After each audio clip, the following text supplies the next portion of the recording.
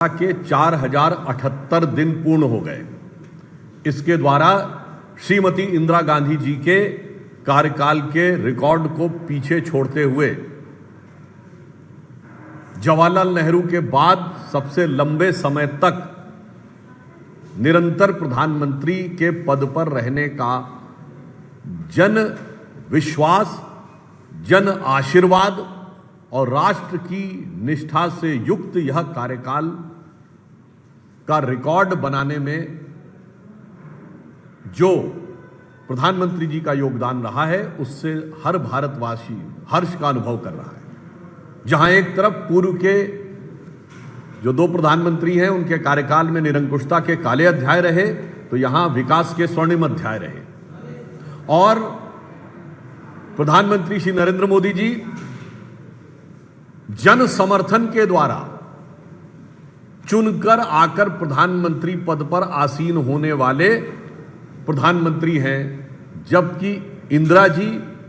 और नेहरू जी दोनों पहली बार जब प्रधानमंत्री बने तो जन समर्थन के द्वारा नहीं, परिस्थितियों की अपरिहार्यता या परिस्थितियों के राजनीतिक दांवपेच के बीच में से बने थे। परंतु इस अवसर पर ही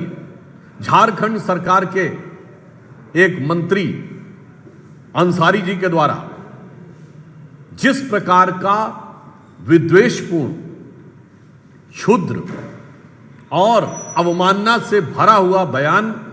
प्रधानमंत्री श्री नरेंद्र मोदी जी के बारे में किया गया है, वो एक बार फिर कांग्रेस के उसी घृणित मानसिकता को दर्शाता है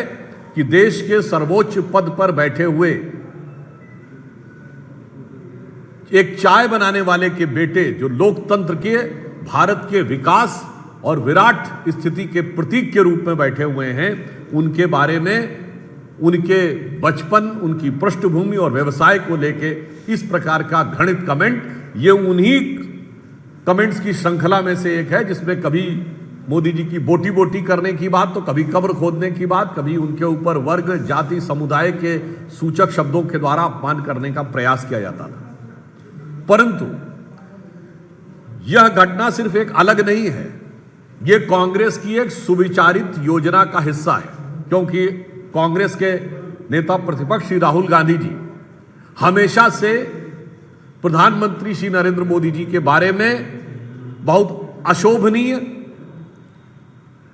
शाब्दिक लफाजी करने के आदतन हो चुके हैं, आदी हो चुके हैं, और यह उनकी गरिमा के तो प्रतिकूल है ही, भारत में संविधान की मर्यादा और राजनीति की मर्यादा को ध्वस्त करने का एक उदाहरण है।